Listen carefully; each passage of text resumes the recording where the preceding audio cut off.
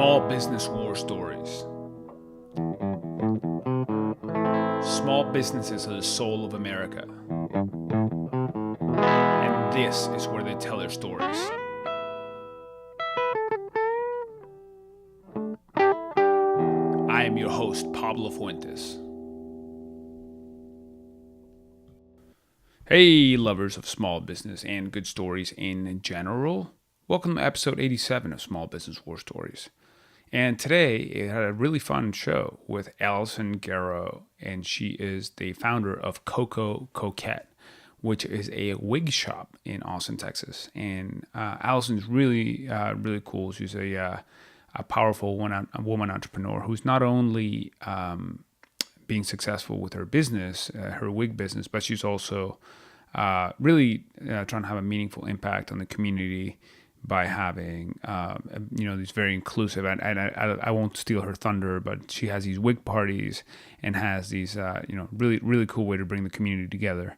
But you'll have to listen to the episode to figure that out. And in our Instagram too, I posted a photo of me with a wig, with one of their wigs, which is pretty comical.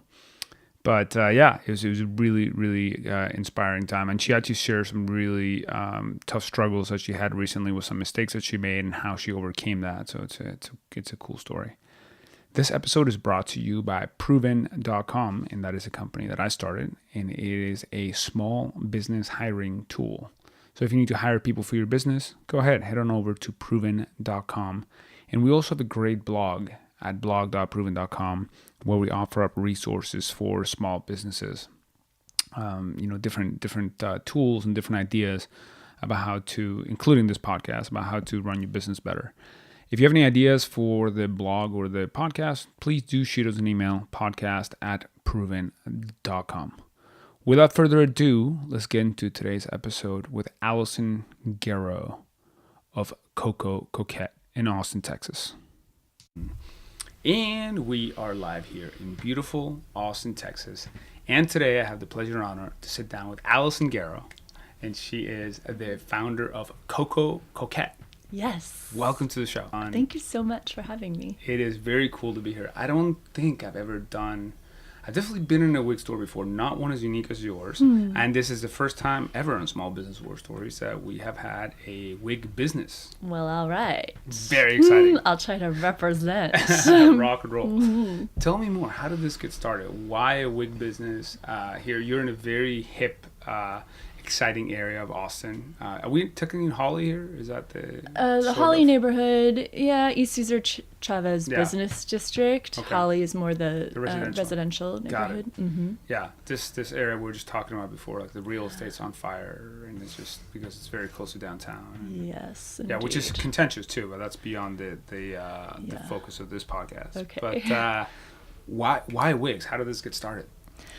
Well, I think that so many different choices that I made in my life leading up to the point of opening this business all contributed to this place that I've arrived at on my path. From working at a wig shop in New Orleans in 1999. It was only for 8 months, but it definitely planted that seed and introduced me to the magic of transformation in that way. And extreme costuming, just living in New Orleans where everything is a parade, everything is a reason to glue sparkly things to your forehead. It's just, it really, I got the bug in New Orleans. And then I moved to LA to further my education in fashion design. I wanted to learn more about construction and just up my maker's game. And I went into wardrobe in film after that, thinking that I was going to be doing all of these outlandish, crazy costumes, kind of like showgirl stage stuff. And I didn't mention I was also a burlesque dancer in New Orleans, which also kind of fed into that love for artifice and masking and being the bigger version of yourself. Right. That's really interesting. Being the Yeah. bigger, so you're looking at transformation and dressing up as being the bigger version of yourself. Absolutely. What does that mean to you? Yeah. Well, I think that we tone ourselves down in a lot of ways for whatever situation we find ourselves in, whether that be like a corporate job or family that is more conservative. You know, we're constantly editing ourselves in small ways, for some of us, in really big ways for others. And wigs are such an easy way to have like an instantaneous transformation. And you know, I've spoken to people who do have like a corporate job and they have to keep their hair natural and in a conservative cut or whatever. And coming in and getting to put on a hot pink wig is transformational. You know, it's a relief to feel like, oh, there's this wild person inside. There's somebody who wants to be free and express, but maybe not always. Maybe that's not always appropriate. Got it. It's like the Jimi Hendrix's line, you know, let your freak flag fly. You know, absolutely. Kind of yeah, we're always at full mast with our freak flags over here, blowing in the wind, flying all over the place. Yeah. Okay, very cool. So is that something that you hear a lot from your customers? So that was originally your motivation. And people come here to essentially get liberated, or like liberate a part of themselves that maybe they're suppressing? I think so. I mean, maybe not in such black and white terms. Sure. I think that can be, you know, for a lot of women that we serve during our wig parties, we'll see new moms who have maybe been home for the last 8 months with a newborn and are really on like a chapstick and mascara makeup regimen, and they come in, and by the time we're done with them, they're looking at themselves in their selfies and like, who is this? Yeah. And we're like, oh yeah, girl, that's you. That is you. You know, you always have that inside of you. If you want to be a little extra, it's okay. Yeah. That's awesome. So you introduced the concept of wig parties, and I was going to ask you about wig parties. Yeah. And that's kind of like your trademark, your staple, right? It is our bread and glitter. I like that. You got to trademark that phrase.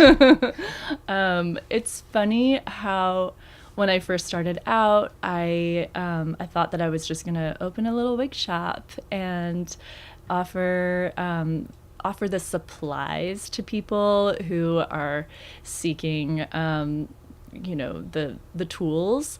And it was really within the first couple months of being open, the place where I was working, I was juggling 2 jobs, you know, trying to make it work. And a fellow bartender was getting married, and she didn't know what she wanted to do for her bachelorette party. And I was like, well, why don't you just come on over to the shop and we'll have you a little wig party? And for me, it was like, I need to get people in my door, please. Just come and play in my space. I need people to know what we're doing over here. And she thought it was a great idea. And halfway through, I'm looking around and I'm like, oh, this is really fun.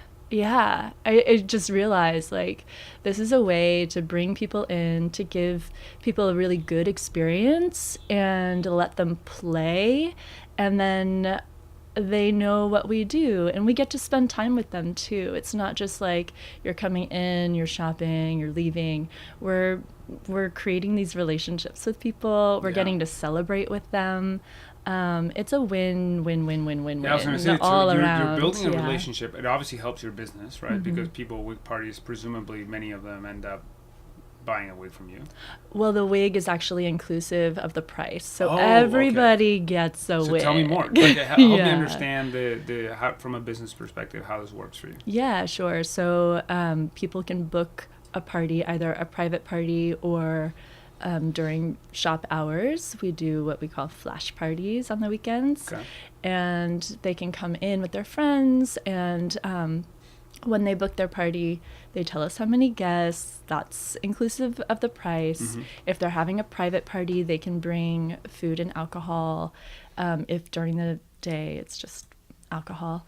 And they get to all come in and pick out a wig. We have this little wig room with these vintage vanities, and they get to sit down and try on a few wigs, and then we say the wig chooses them. You know, that's often that's what I say about guitars. Yeah, yeah. You don't choose guitars; they choose you. It's really sweet to see people come in and they get all wide-eyed and they're like, "How do I choose?" And I'm like, just take a moment. We always make sure that there's only a couple people back there at a time because we don't want too many cooks in the kitchen and girls screaming like, "Oh, you need to be blonde. Oh, you should be that one." It's like, no, this decision needs to come from within, because when you finally put on that right wig, that spirit wig, something happens inside of you where you're like, "Oh, this is the hair I was intended to have. This is my true being." So once they pick their wig or their wig picks them, we pin it on them and we move them into makeup. And then tell me more. But what does that mean to pin it on someone? I am. Sure. Maybe I should, given my lack of hair, but I'm not regularly a wig wearer. Yeah. Okay. So that's just bobby pins. Okay. That's really one of the keys to successful wig wearing is to bobby pin at the temples and maybe the nape of the neck. If people are going to go get wild and dance on the dance floor, you don't want your wig flying off or get receding wig line, which is just unsightly. Yeah, we don't want that. So we try to set them up for success, knowing that they're going to go off into the night and have the glamorous time that they're embarking on, and we want them looking good because they're ambassadors of the shop. That makes sense. So you pin the wig, and then what happens after? Yeah, and then we move them into makeup, and they get their makeup did. So they get eyes and lips mostly. We do lashes, lots of glitter, lots of and that's an art in of itself, fun right? colors. Yeah, we've got some really talented makeup artists that work with us. And it's sweet. We try to steer women away from the smoky eye, or it's just this kind of what's the smoky eye? The smoky eye. You're gonna have to educate me on a lot of these things. Not to say there's anything wrong with smoky eye. It's beautiful. It's like the very typical beauty trend. And our palettes are so colorful, so we try to bring out the unicorn. We really give women and men something that is maybe just something they're not used to, but is still beautiful. And you're trying to match the palettes and the tones of the makeup to the wig. So absolutely. Like today, I noticed you put your eyeshadow that matches your dress. I do like a little matchy-matchy. That is not an accident. Yeah, well, thanks for noticing. Okay, very cool. So that is a really interesting site. You just said and men. So let's talk about that. So you work a lot with people in the drag community and cross-dressing community. Absolutely. Right? So tell me more about that. So where does that? How does that affect people? What is the impact that you're having on that community? And how is the relationship that you have with that community different or similar than the one you have with, say, you were mentioning a bachelorette party that comes in and has a wig party? Yeah. So, right. Well, bachelorette parties, we get a lot of women who have never put a wig on, and they're here to party and let loose, and it's all exciting and thrilling for a night. But we also serve people who take their wigs very seriously and who know the damn difference between a lace front and heat safe and all of these things, that they're wig connoisseurs. And they also love having their wigs styled, and it's more than a lifestyle, it's part of their identity. Okay. So for drag queens, we're getting people who love to perform and are really pretty comfortable in their skin and know a thing or two about like putting an outfit together and their looks. I'm just constantly inspired by some of the styles that I see people coming out with, and then we also serve people who are transitioning. So a lot of folks who are early on in their transition, all different ages.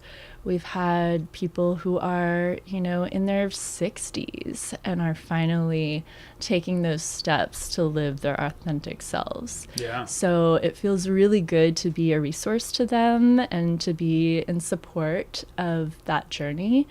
And we do makeup workshops the first Wednesday of every month, a free makeup workshop for people who are transitioning and just non-binary folks who want to come to a safe environment and feel free to play with makeup and learn, because a lot of these people did not have the introduction that maybe a cis woman had in high school, where like you're playing with your mom's makeup and you're bringing your friends over and like there's that whole culture around makeup that is really only for young women, I think, in society.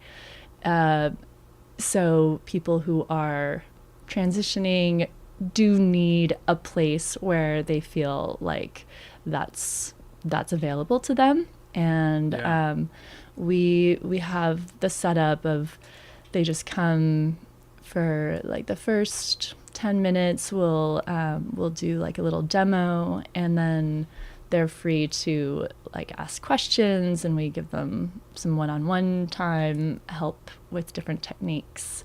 And we cover everything from, skincare to winged eyeliner to whatever, whatever under the sun. If they want to come play with wigs, that's available too. I'm fascinated by that choice because it's not, I could see how it's a very good fit. And it's also not an absolute slam dunk. I don't think every wig shop in the country does that, like has that kind of social component of also bringing people in from, different communities, from like trans communities or people who are, less traditional folks, right? For the lack of a better term. I'm just trying to figure out where that inspiration come from, and why did you do that? Like how did that come about? I think in this dark political time, I've done some soul searching about ways that I can be not just an ally, but somebody who is proactive in helping others. And I think it's best when we all take the thing that we do already and just amplify that in a way that helps to serve others who are maybe pushed to the fringe or underrepresented. So that was a natural. Yeah. So you see it as an empowerment thing. Absolutely. And a social involvement thing too. Yeah, absolutely. Just a way for us to give back to the community that supports us. Okay. Before we started those workshops, I would see clients coming in who, I've sold people their first wig, like, a wig that was maybe a secret wig, something that What do you mean by that? Something that they didn't get. They weren't allowing themselves to wear out in public, something that was just for them at first, so baby steps in helping to feel more comfortable and accepted. And I just try to be as loving and nurturing as I can to and I people. can feel that in the space when I walk through it. It feels very welcoming. Oh, good. It feels like that. I'm glad. Yeah. I almost want to get a wig, but hey, we could do that after. I know. Like maybe look like Keith Richards when he was 20. When we have that wig. Yeah, we definitely have that wig. Yeah. Sounds good. We'll have to take that picture. Do you sell more sometimes a year versus others? Well, you happen to be asking me that right before October, where, things get pretty kooky in here. Yeah? Tell me more about that.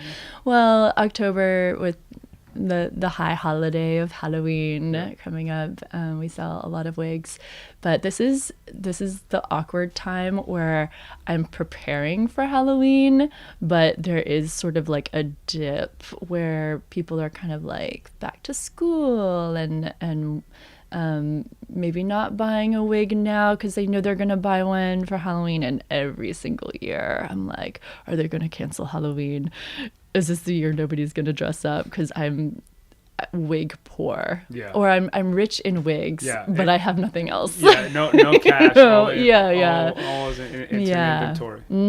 So actually, from a business perspective, that's really interesting, because when you have seasonal business like that, a couple of things happen. One is you have seasonal sales, so you have to manage your expenses too, right? Yeah. So how do you do that? And also, there's a cash flow problem there, because you have to lay out this large investment, and like you said, you kind of wake up in sweats in the middle of the night wondering, will this be the year they cancel Halloween? You know what I mean? So how do you put all that together? What have you learned throughout the years? A lot of people who are in our audience maybe have similar challenges with their business. So how do you manage that? Yeah. Well, I've never gotten into spending what I don't have.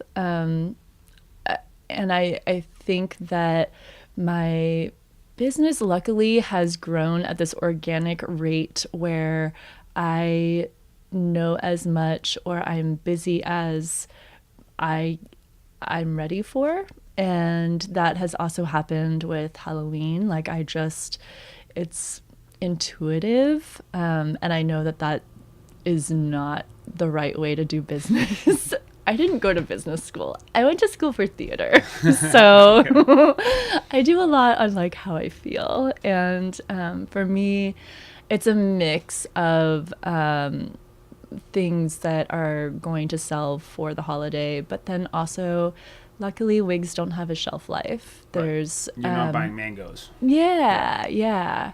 I don't know what I would do in the restaurant industry. I have no idea. But for Halloween, I usually am left with maybe a few headdresses that I've made towards the end that haven't sold, and I can pack them away and bring them out next year. All of the style, we're not stocking styles that are just character wigs. All of our wigs are quality and lovely for any old day. So yeah. Well, some of them are quite glittery. Where like for maybe a Monday morning was not the day you would wear them. It depends on who you are, I guess. It depends. Yeah, yeah, and where you are. That's true. So yeah, I if I'm stuck with a little more inventory at the end of October, I know that wig parties are still happening and people are still coming into the shop. Is New Year's a big time too? New Year's is actually, yeah. I always somehow forget that New Year's is busy, but because the time between Christmas is not really busy for us, which is the opposite of all other retail. It's kind of a slower time. Not as many parties happen. We have started to get some like office parties, which is really fun, but Christmas not so much. And then New Year's, all of a sudden there's a big surge because people love getting sparkly. Yeah. So and you must then have even though you're managing some of these things from the gut, as you said, there must be some kind of cash management there, because you want to save some of the proceeds from when you do really well to cover your expenses and make sure that you run the business well in the low times, right? Yes. How do you think about that? You know, I honestly just think about what I'm short on stock. Luckily, when we're booking our parties, that's something that I can see, like how many reservations we have for how many guests. Then I know how many heads I need to put wigs on. Got it. And how many? What's the size of these parties usually? It's between for flash parties, we can take as low as 2, but for regular private parties, the minimum is 6, but we've done parties of 30. Usually it's around like 12-ish. That's a good. And how much does it cost to have a wig party? It depends on how many people. So the per head price is about $62. Okay, and that includes a wig. What else does that include? It includes a wig. It includes getting your makeup done. Okay. And the use of our beautiful space. Amazing. Awesome. Yeah. Awesome. So what's your main way? So it seems like word of mouth would be, how long have you been in business again? 8 years. 8 years. That's all. Yeah. Congratulations. Thank you. What is the main way? So word of mouth is a big one, I presume. Do you do any paid marketing? Do you do any Facebook advertising, Instagram, or is that something, maybe even social media, organic social media outreach? How do you think about that? I love Instagram because we are so visual. The product that we sell is so eye-popping that Instagram is really fun for me. Yeah. Until it's not, and then it just feels like the electronic leash, Yeah. when I'm the only one. I'm a little bit of a control freak when it comes to the branding of our Instagram, or like just the voice. Okay. And so that ends up being all me, and it is stressful. Yeah, it's a drag on your time. It really is. Too, right? It is. I mean, I love having little photo shoots, but then if I run out of content, I'm scrambling and I'm trying to, find photos that I can reuse. Yeah. Luckily, a lot of our customers post really beautiful photos of our products, so I'll repost from them.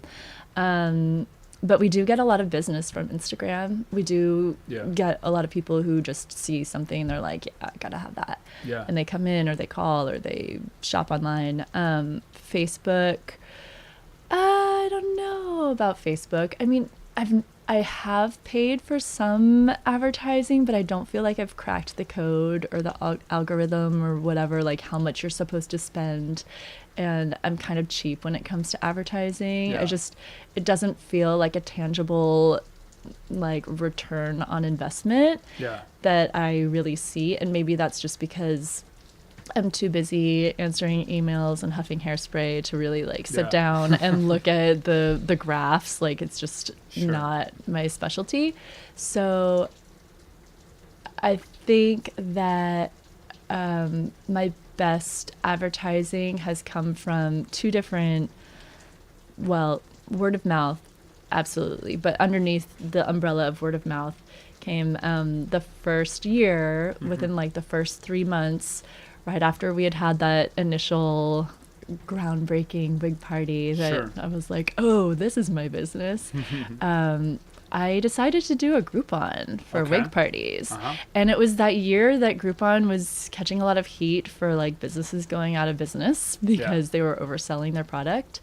And I was wary, but they were really courting me. And I was like, well, did it work? Let's give them an experience. I think if you're giving an intimate experience and something that's really special that people want to talk about, that they're like, this was really cool and now I have to tell my friends, then that is working for you. Okay. And we did 50. I set it at 50 parties to sell, and we sold out in a day. Wow. And then that was and I also put a cap on it for only for the summer, because I knew October was going to come around and I didn't want to be bogged down with Groupon wig parties.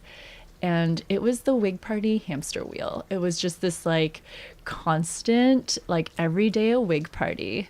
Every day I'm hustling, just like the revolving door of parties. But it became this well-glittered machine. We really got our game on. We fine-tuned all the little crevices that needed, sanding or whatever. And I feel like that we booked so many more parties because of that Groupon. And then the other thing was doing, I I did a free wig party for bloggers. And we are still getting people who find us on there's been a couple blogs that were from that wig party. And yeah, it's amazing. So have you done that again? I mean, that no, was I only years ago. I only did that once. That was a few years ago, and now we're just so busy that I don't necessarily need it. Okay. Well, that's a high quality problem. Yeah, that sounds 8 years in, too busy to get more customers. No. Okay, wait a second. I don't want to send that message. I'm just kidding. Yeah. I'm kidding. But our parties, I think, have gotten some good momentum. That's amazing. And sure, we would always love more. So yeah, maybe down the line we'll do that again. That is awesome. Yeah. So actually, I just had a question come pop to mind. So it's raining pretty hard here now, so you can kind of hear it in the audio. Actually, the rain is outside. So lovely. How does rain affect wigs? It doesn't make your wig frizz, if that's your question. I don't know. Yeah. Yeah, this is excellent wig weather that we're having. Okay. Got it. Okay. Mm-hmm. Cool. Yeah. So, can you think of a time when things went really wrong, and what did you do about it?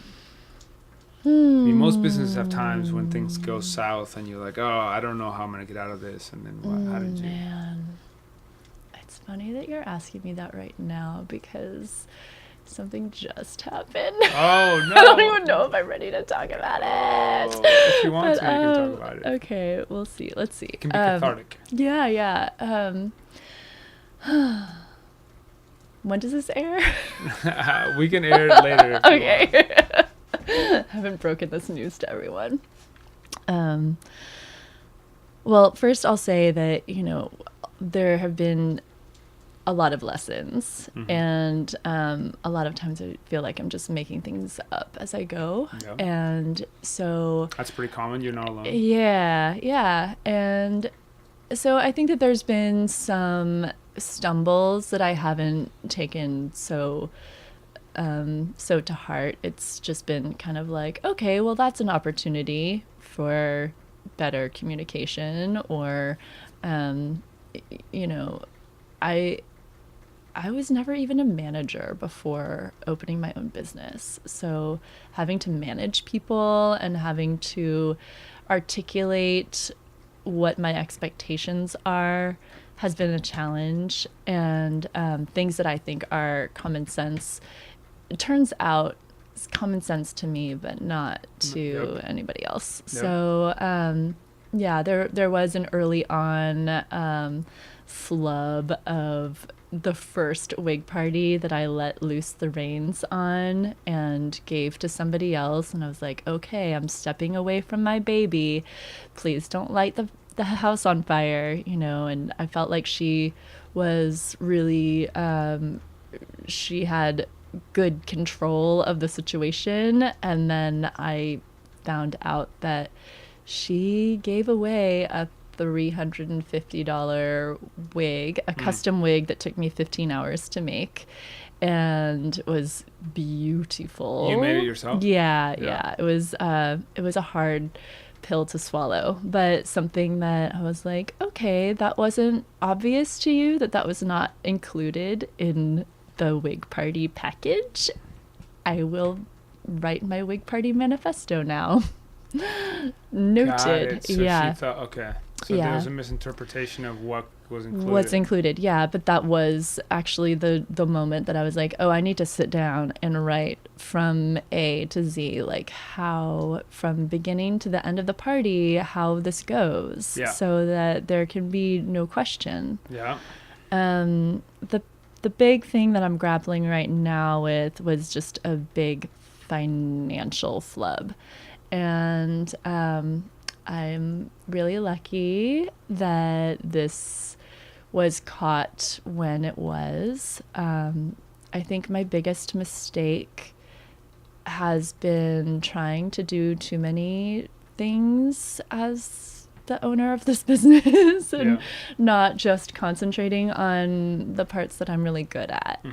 And that means I do my own payroll, and I do, my own tax. Well, I've got a tax accountant, but Sure. I do my own bookkeeping. Yeah. And math has never been that strong of a suit for me, and it's certainly not something that I enjoy.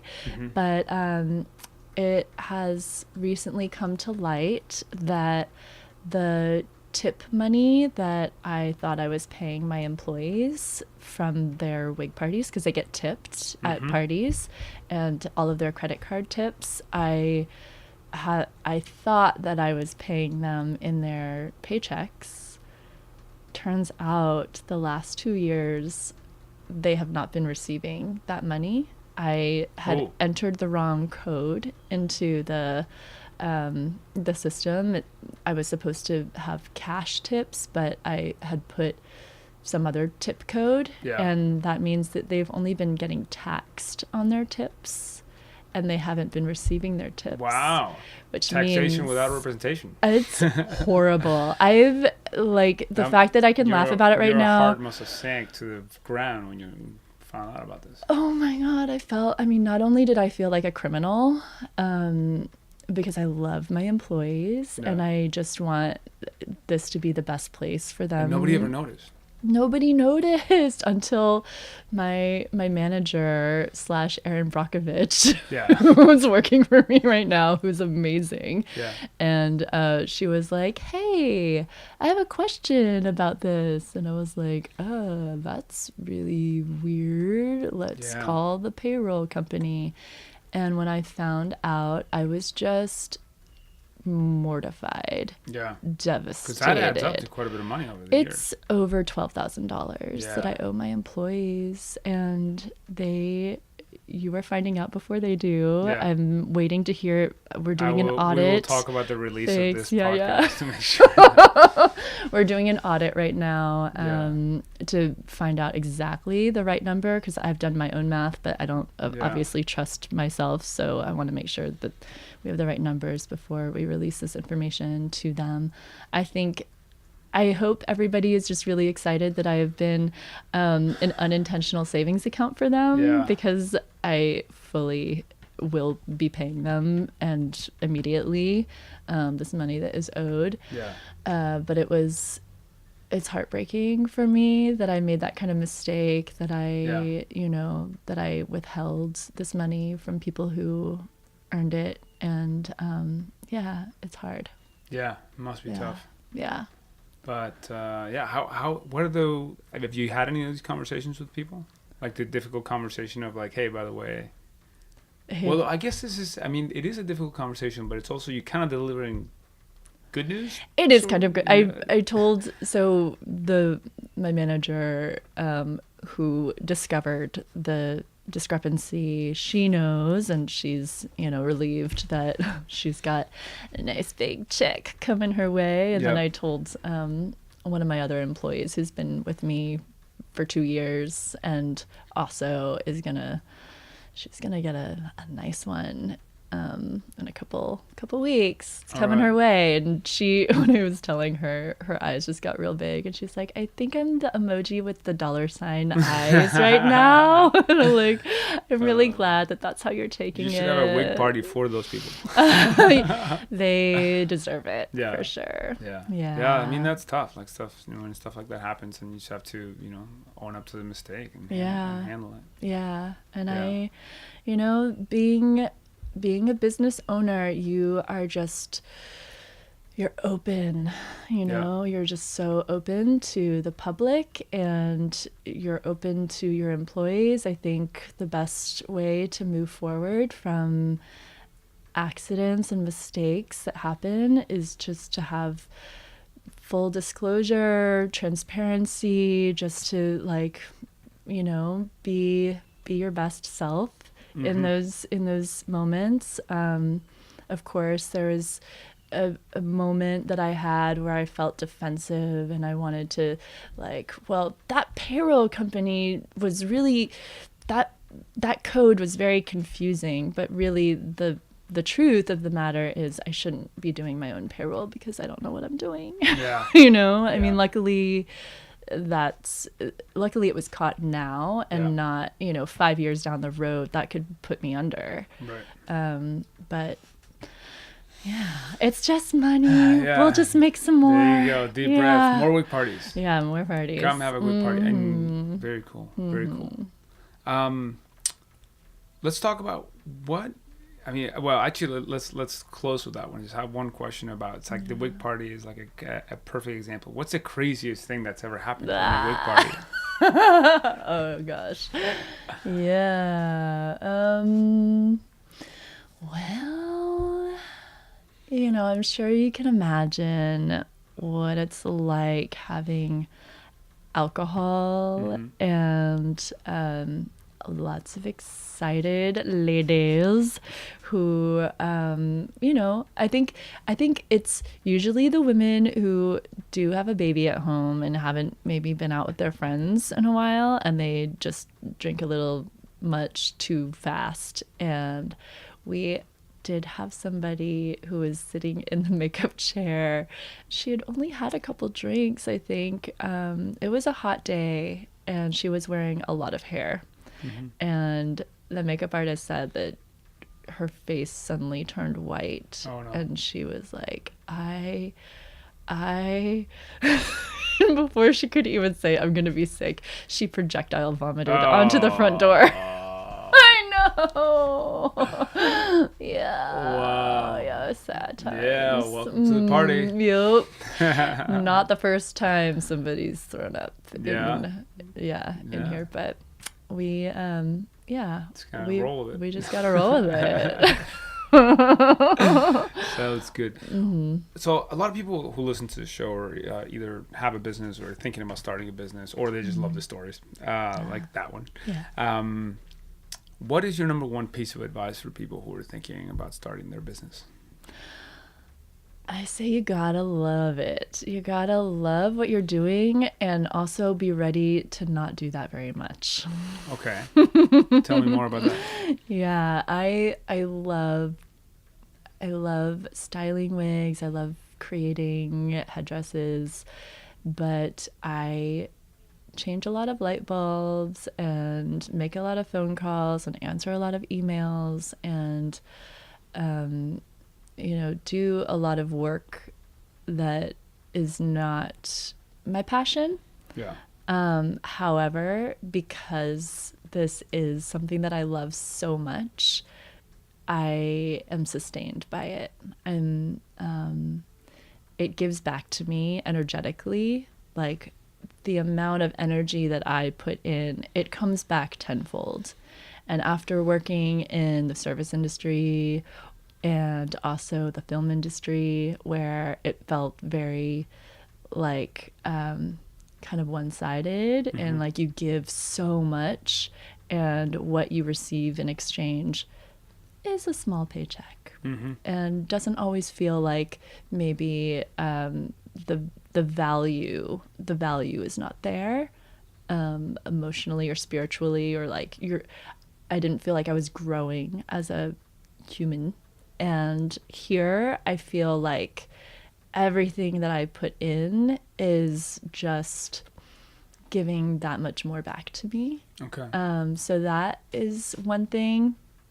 I think if you're doing what you love, then even those times that are slow and difficult, and you're not sure if somebody's gonna walk through the door or not. I mean, when we first opened, nobody knew we were here. Yeah. We didn't even have a code of occupancy for this building. We weren't allowed to have signage. This street was not what it is now. And still, I would spend afternoons in this space just smiling like an idiot. Like so in love with just being my own boss. Yeah. I am insubordinate. I am the worst employee. So it's really nice to I think that's pretty common. I mean, when I started my business, I've done every job in my business, but I tell people in my business that I would not hire myself to do any job in my business. Right. Yeah. You're the worst boss and the worst employee, right? Like you just work yourself so hard, but then sometimes you're like, nah. Yeah. So Well, I mean, I think you have to be willing to do everything, and like maybe people, I probably have some slight case of ADD where like that sort of plays to my strengths. yeah, I think you got to be willing to do everything, but also know where your strengths are and be willing to spend money on the people that do that job better than you. Yeah, I'm struggling with that in my business right now. I totally hear you. Yeah. I mean, payroll is a great shining example of that. If I had just paid somebody to do that for me, that would have saved me a lot of money on this end. Also, knowing when to punch out has been a big lesson for me. Tell me more. Well, when you're self-employed, when you just want your business to succeed and you love it, it's easy to just put in tireless hours upon hours upon hours and not take some time away, not know when to punch out and go home and be with the one you love or your dog, or, you know, just having some alone time. Taking vacations for me is a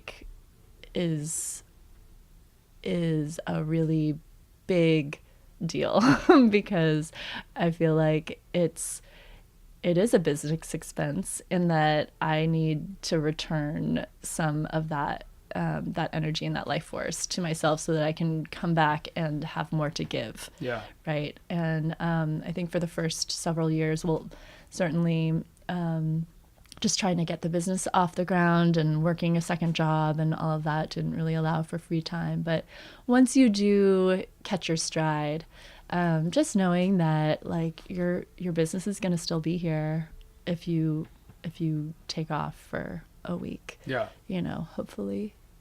Yeah. Awesome. I'm still trying to get there. You know, I feel like I've got like a 10-day cap to how long I can be gone without the business self-imploding. And I remember working for other people, all you want to do is be this indispensable, like, I'm the only person for this job. And then when you have a business, you're like, how can I become superfluous? Dispensable. Yeah. I just want other people to take over so I can slink into the background. And makes sense. Yeah. Cool. Where can people find you? So you have a beautiful shop here. What is the address here again? It's 2109 East Cesar Chavez. Here in East Austin, Texas. Mm-hmm.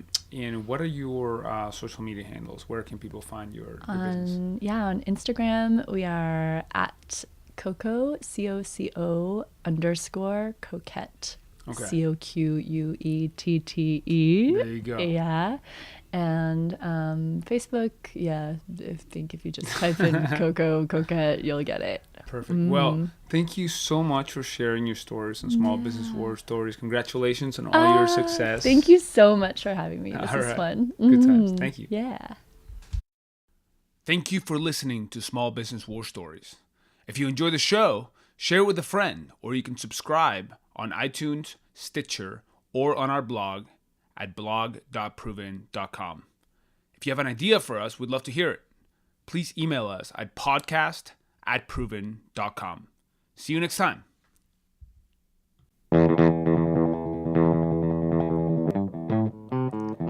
Small Business War Stories. Small businesses are the soul of America. And this is where they tell their stories.